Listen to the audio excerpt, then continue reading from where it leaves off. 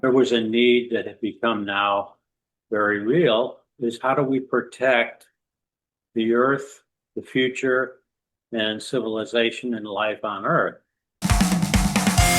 You're watching the Spotlight Network, starring Hollywood's newsman, And if you were just Logan to Crawford. investigators, they now believe a single member. He works with TV and film legends. And now, Logan's shining the spotlight on the world's top emerging authors and creators. International were abducted. This is Spotlight with Logan Crawford, streaming on Roku, Apple TV, and Amazon Fire TV. What if the veil between this world and the next is thinner than we ever imagined? I'm Logan Crawford, and right now on Spotlight, we are talking with a terrific author. His name is Dr. John McCarthy, MD, and he joins us to discuss his powerful book. It is called St. James Way. It is a provocative story where war in the Middle East, divine intervention, and the active presence of loved ones in the afterlife collide in a spiritual battle between good and evil. In this powerful conversation today, we will explore prophecy, faith, and the hope that unseen forces may be working for humanity's redemption. We're delighted to have this very talented author join us here today. We thank the team at Seven Chapter Literary for helping us put him on TV today. And we ask viewers like you to support authors like him by subscribing to our channel and by purchasing his amazing book. The links are below this interview. Doctor, thank you so much for joining us here today. Thank you for having me. Great to have you on the show. I understand this book was nearly a decade in the making, but you wouldn't know it considering how timely it is right now with what's going on in the Middle East right now. Talk to us a little bit about your inspiration for the book and the journey to write it. Yes, actually, it was written over the year of 2017. And I was in Spain with my wife, and my brother, who is first name is James, so the title is St. James Way, but we all call him Rick or Ricky. He had died some almost 50 years ago at the age of 19, and I was 16, and we were very close. I loved him a lot. He was a very special brother.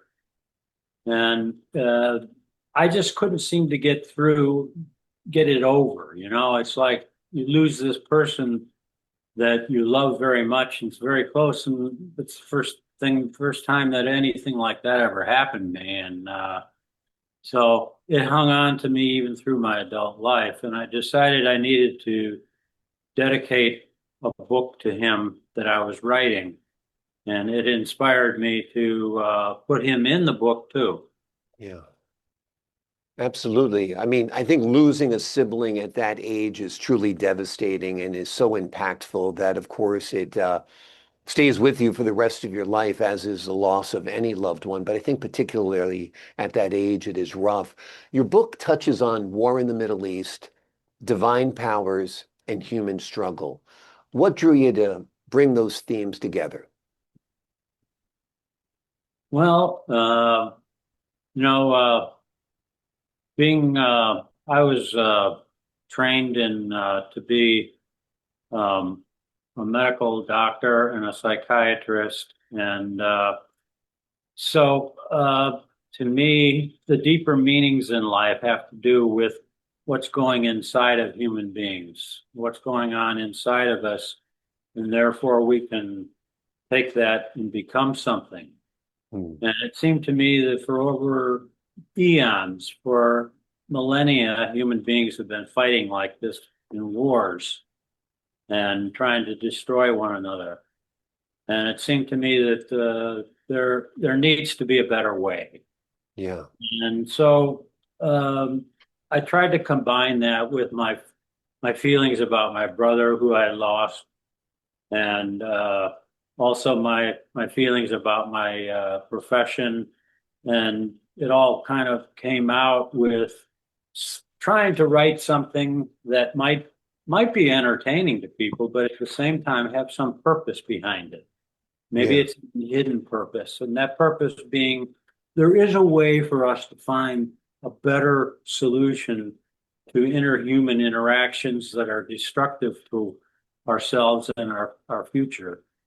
So I chose to do that. And I did combine in there also the idea that there is something of evil versus good in our world. And so to me, I enjoy these kinds of questions, and I enjoy this kind of thrill in also in my own reading and watching movies and such. But more importantly, I wanted some message come out of the book that might be helpful to people in general. Yeah. Um, Absolutely. Even at the time, over eons, there's been this problem in the Mid East, and I selected that as a means of somehow finding a path to a more loving or productive future for humanity. Yeah. Absolutely. As you mentioned, basically, at the heart of the story is the idea that divine powers become active in helping humanity. Talk to us a little bit about that message of divine powers active in world events.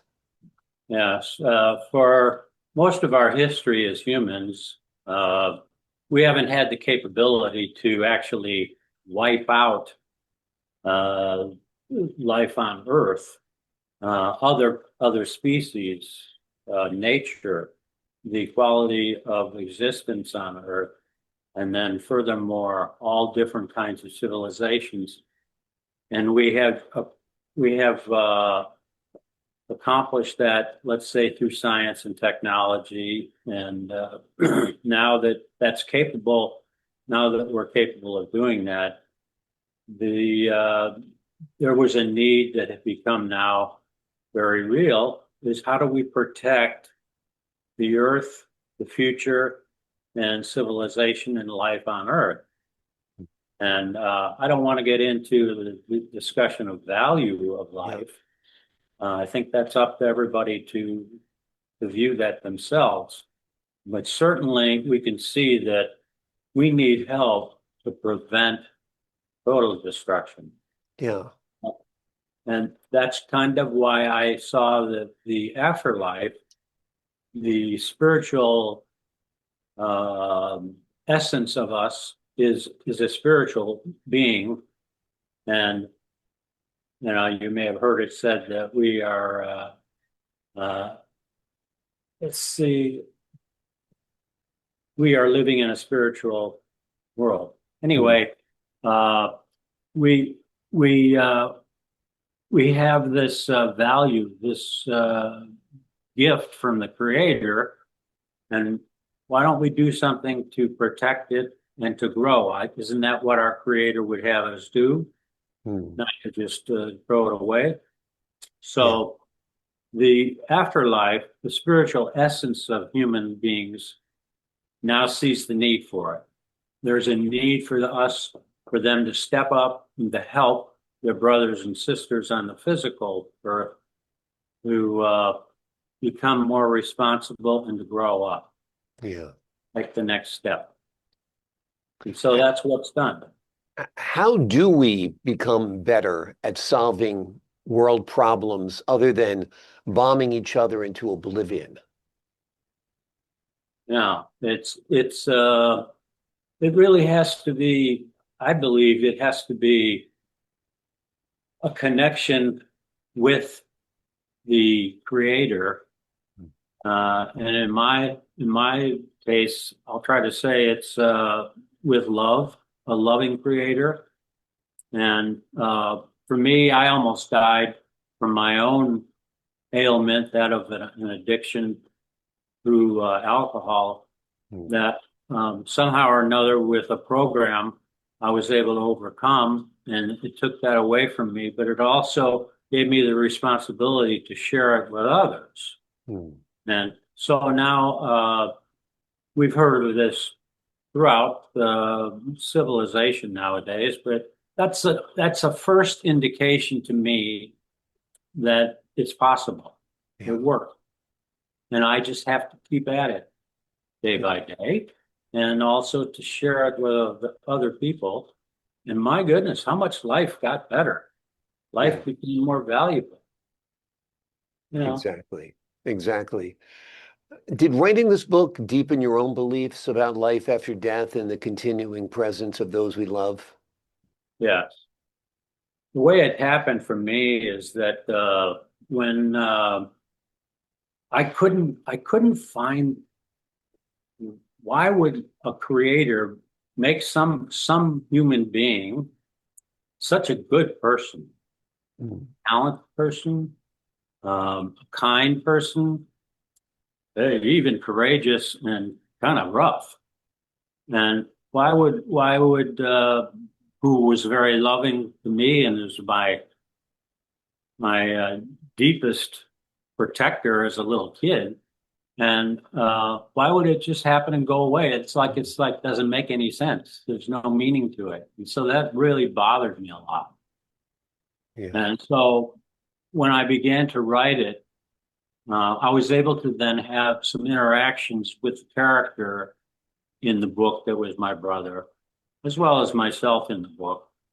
And throughout it, I was able to, almost in a sense, in reality, he was able to grow and be, and I was able to feel his presence.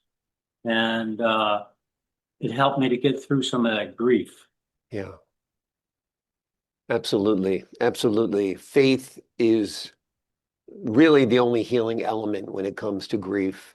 And believing in the eternal and believing in the afterlife is a comfort when you're missing those who are no longer physically present on our earth. When readers are done reading your book, what do you hope sticks with them? What do you hope they learn about life, about themselves, about the world? Uh, I've had a few people that have given me some summary of their thoughts and feelings about it. And what I liked hearing was that it seemed very real to them. They may have experienced their own loss of a loved one, and the importance of that connection with another person, another human being, um, became more understandable, more valuable. And also, it's just like we're human beings, you know, we're all kind of like on the same boat, you know, let's kind of move along here. Let's it's very personable. You know, you're not much different from me, and Yeah. life is valuable, and we've been given this beautiful gift of life. Now let's move along instead of being selfish and dominating or harmful to others and self-centered. Yeah, absolutely. It's a beautiful message and one that hopefully takes root. Wanted to ask you one more thing before we leave you today. This book is available in Spanish as well? Yes, my wife translated it. She's from Spain, Mhm. and in her uh, she has an Andalusian Spanish upbringing, but so it's called El Camino de Santiago, which is also, we may remember the history of Saint James, who they say had his body interned in a large church in Galicia, Spain, Mhm. in Santiago. So that's kind of the name of it. And there's pilgrims, probably millions of them, that have walked the trail that they think St. James walked or was carried into the church. Wonderful, wonderful. We'll look for it in Spanish if that's your primary language or a language you like to read in. It's also, of course, available in English. The name of the book is St. James Way. It is a spiritually charged and timely story that explores war divine intervention, and the enduring power of loved ones in the afterlife, as well as humanity's struggle to overcome evil through faith and higher understanding. Dr. John McCarthy offers readers a thought-provoking vision of hope, prophecy, and spiritual guidance in troubled times. Doctor, thank you so much for joining me here today. Thank you, Logan. Thank you for your kind words. I appreciate your time, your candor, your talent, and the wonderful work you've done on this book. To the folks at home, I'm Logan Crawford, thanking you for your time this time. Until next time.